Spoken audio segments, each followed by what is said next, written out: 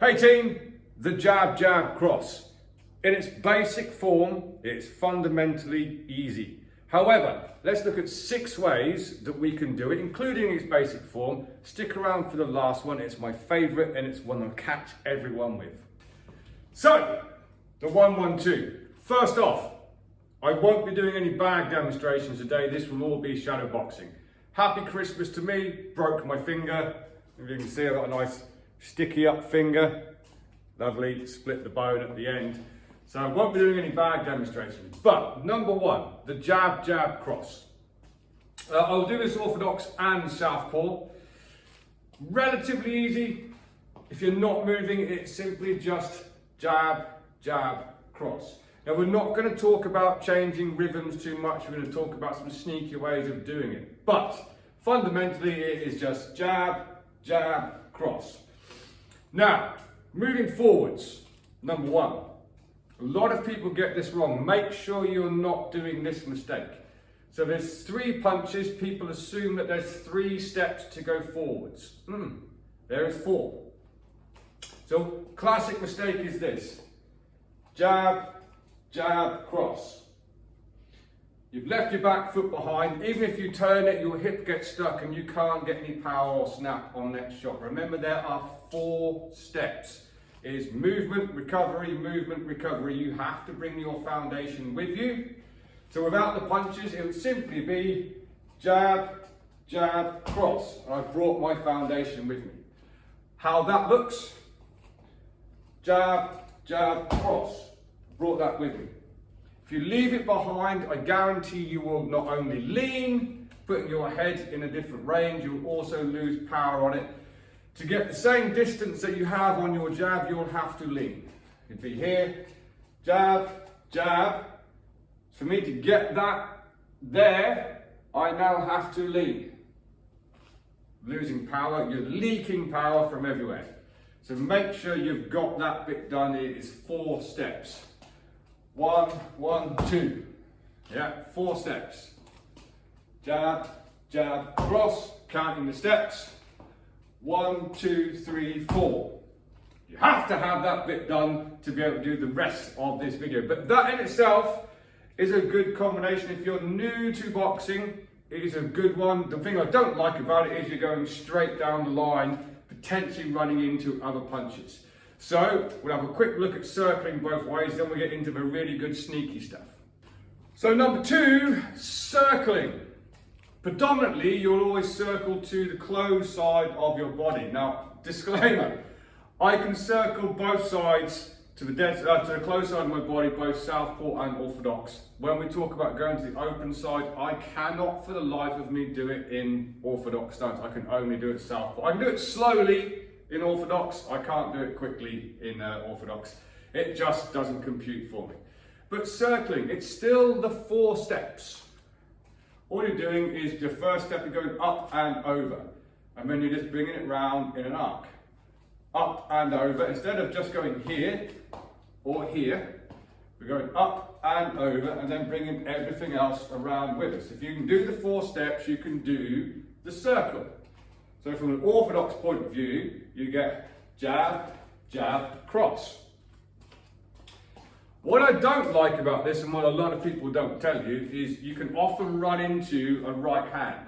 Yes, you might be circling around here, but someone's only got to give you a big looping right. Yes, not great punch, but you can often walk into that. Jab, jab, cross. Great one to work on your bag. It's great for synchronizing your hands and your feet. Southpaws. This works really well for us southpaws against an orthodox boxer because we're not running into anything.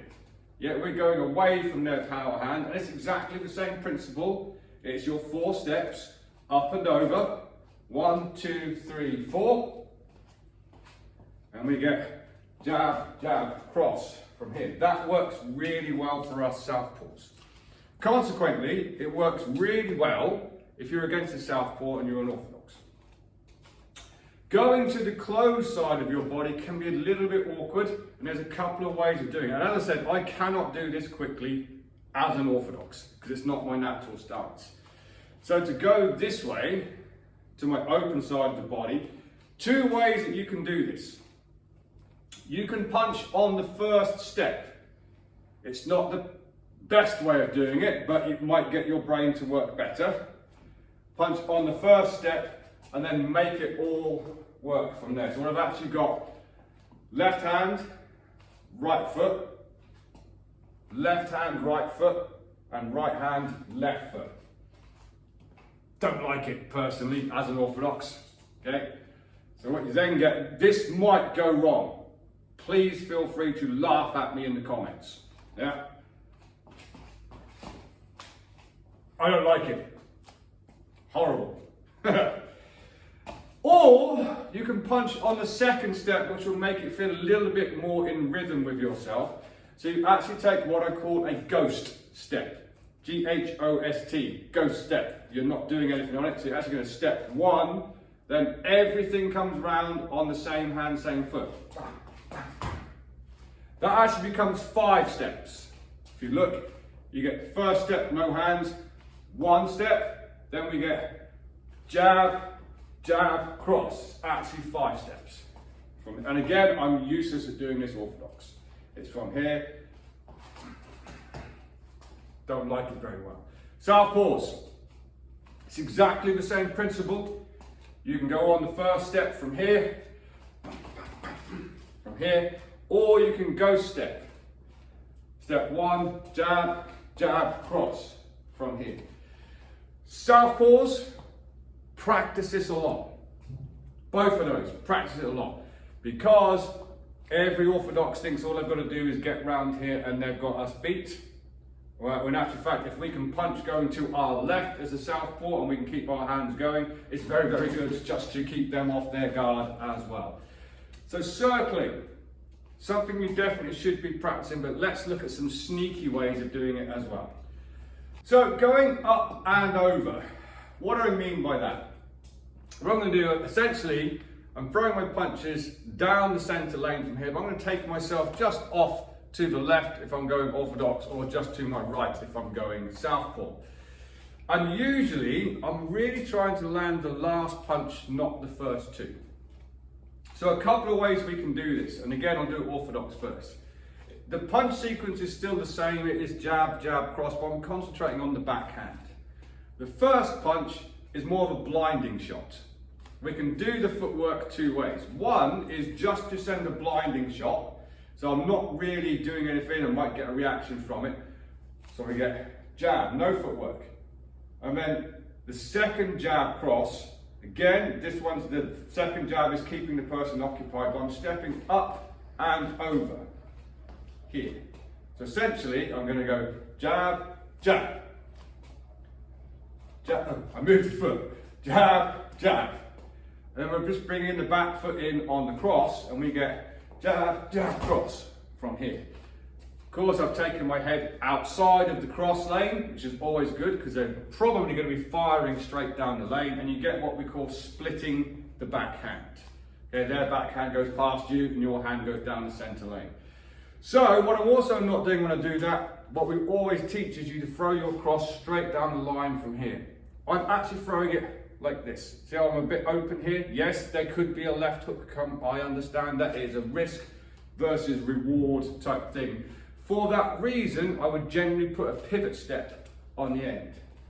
Blinding shot, pop, pop, and just take myself out of the range of that potential hook that could be coming. The other way you could do it is make it a step on the first punch as well, but make it a little step. Almost like a little bit of a feint from here. So you get that, then over. That, then over. Pop, pop, pop, pop. From there, and you get pop, pop, pop. From there, and of course, use the retraction for your pivot step. I do it a lot as a southpaw as well. Again, it's a good one for us southpaws because we're going to the dead side of the body. If it's a good one for southpaws, it means it's a good one for orthodoxes who are fighting southpaws. What works for us works for you. And again, for us, it's either just that blinding shot, then up and over, or we get the little step, pop, then over, yeah, from here. And of course, just to be safe, put that pivot step on the end,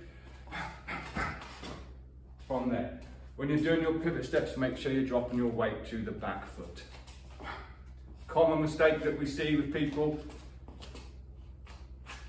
weight on the front foot, whether you're doing it southpaw or orthodox, weight goes to the back foot. Weight goes to the back foot from there. So that's another sneaky one. Let's look at another.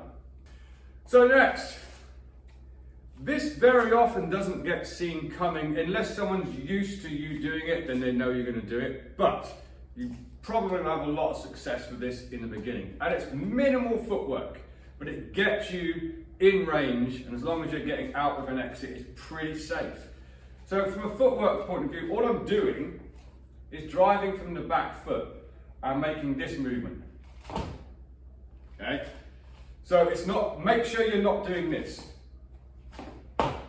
Yeah, so you're not going like some kind of seesaw. I'm gliding across the floor, back foot is the engine, here. Southpaws, same thing. Your left leg is your engine, it's not this. Yeah, I'm pushing, hopefully both feet are landing at the same time. We're going to send out that little blinding distraction jab first. How this is done, here's your jab. As it's coming back, we push for the next jab, both feet land, boom, and then we turn over on the last shot. Be careful when you're doing this, make sure you shadow box it. I've seen a lot of people try this and they actually leave the back foot behind. They go here, and they go push, and leave that back foot and drag it. You'll have the same problem as what we spoke about with the first one. Hip gets left behind, you've just lost all of your kinetic chain power through your foot, knee, hip, shoulder, you've lost it all, and therefore you can't get a good delivery system. Okay, it's from here, one, boom. Yep, this is still, my weight is on my back foot, ready to drive. If I don't bring that foot with me, my weight cannot be on my back foot. Yeah, if I go, boom, my weight's now on my front foot, I've just lost my kinetic chain. Hence why you can't do this as well. Weight's on the front foot, you can see it. When you go, weight has to be on the back foot, ready to push and drive. So you get blinding shot or distraction shot, whatever you want to call it. From here, boom, boom, boom. That's southpaws. Same principle. Remember, when you go forwards, weight goes on the back foot. Yeah, definitely not weight to the front foot. It's just from here, boom, boom, boom. It's a slight rhythm change as well. It's not your 1, 1, 2. It's 1, 1, 2. Have that in your head, that rhythm, 1, 1, 2. Not 1, 1, 2, because that would be strange. You can do it, but if you want to deliver a good, powerful backhand, you want to have that rhythm 1, 1, 2. Pop, pop, pop, from there. I like that one, but we're getting to the good stuff, so let's have a look. So number 5, another one a lot of people don't think about. Seen quite a lot in the Eastern European style of boxing. Again, it's going to involve this blinding distraction jab to begin with. Now the footwork can be tricky, and what you have to work on is your hand and foot strike. What I mean by that is the hand and foot landing at the same time if you want to get any kind of power on it. So, excuse me, distraction jab. Whether you want to be just on the edge of range of that, or even possibly a little bit closer, maybe just in range, because what I'm actually looking for is for my opponent just to make a slight adjustment, whether they're going to just pop back, whether they're going to just lean back off the jab, whether they're doing some kind of reactive block. That's what I'm looking for. I want them to react somehow to my first jab. So I'm looking for a reaction on the first one. Then what I'm looking for is to do a normal step-in jab. Now remember, everything in boxing has 2 steps. Yeah, we don't just go, because now my stance is open. Okay, so to do a normal jab, a normal probing jab would be in and out. That's 2 steps, 1, 2. So at the moment I'm looking for some kind of reaction. Following it up with a probing jab. Hoping to get out a reaction from them, and I'm going to step back and throw my cross. And it's still 2 steps. Boom, here. So what we actually get is a reaction, getting something from them, and a step back and recover from there. It's still a 1-1-2. Jab, jab, cross. Yeah? Boom, boom, boom. Again, on the last part, make sure you're doing 2 steps. It's not there. So you don't go, I haven't done a recovery step, look at my legs. This is where it's got to come back. Yes? Jab, jab, cross from there. If you won't have seen it from the detail that you've just seen on the side profile. Look at my head placement on this. That's an important detail I often see people miss out on things like YouTube and all the other social media, head placement. Look where my head goes. Ah, yes. So what I'm looking for, the people who teach this and then their students get it wrong, head stays here. You probably just got hit. On that back step, my head's going offline. Jab, jab, cross. Yeah. Southpaws, it's exactly the same. We're here, getting a reaction, stepping in, boom, head offline on the cross. Takes a bit of time to work it. I advise you do it shadow boxing. Give it a try next time someone's stepping forwards. Yeah, get a reaction. So I'll do it this way for you. Get a reaction from here. It's a beautiful little thing. Now my favourite one is this one. So, I'm giving away all my little secrets here. If any of my team members watch this video, they're suddenly going, that's how he does it. So a sneaky way of getting in and closing the distance. One thing you have to understand, footwork is paramount in boxing. It is the most essential thing according to me. And the golden rule is you always open the door then close it. Open the door then close it. What you don't do is close the door then open it. Yeah, that's a no-no. We definitely don't do this. Or do we? This is a sneaky way of closing that distance that often doesn't get seen. Because the first thing your opponent sees is this. And that's their cue to do something. So a sneaky way I do this, it's kind of like a drag step. And again, what I'm doing, I will do it southpaw first because it is my preferred way, and I do this a lot southpaw. And I know I'm not going to make a huge mistake showing you what it is, but I'll attempt to do it orthodox afterwards. So again, I'm using a distraction jab. What I'm actually doing is letting you know that I'm not in range. Yeah, my jab wants to be landing just on your glove or just short of your glove, so you know I'm not in range. You ain't got to worry too much. So there's the distraction jab. Now we know, once you understand the rules, you can break them. It's when you don't understand the rules and you start breaking them, things go wrong. So I'm sending out my jab, and as that's coming in, I bring my back foot in just ever so little. And then push again from there. You don't see it so much. You'll see this. Yeah, you don't see this so much. I'll do it a bit slower. Oh, it's sneaky. It's sneaky. So essentially, all I'm doing is that. What I'm not doing, if you notice, I'll do it orthodox, I'm not doing this.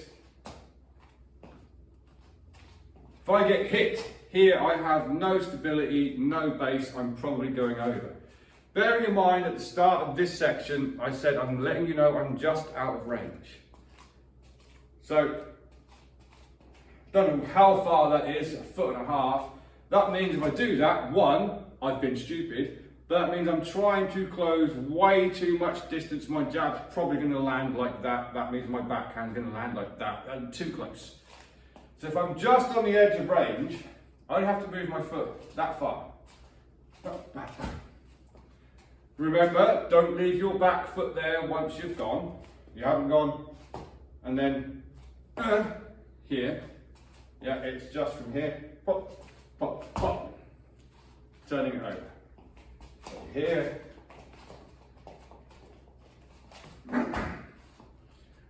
I will do it southpaw because I'm better at doing it southpaw. I'm just boxing here. Just letting you know I'm on the edge of range from here. Send out the jab.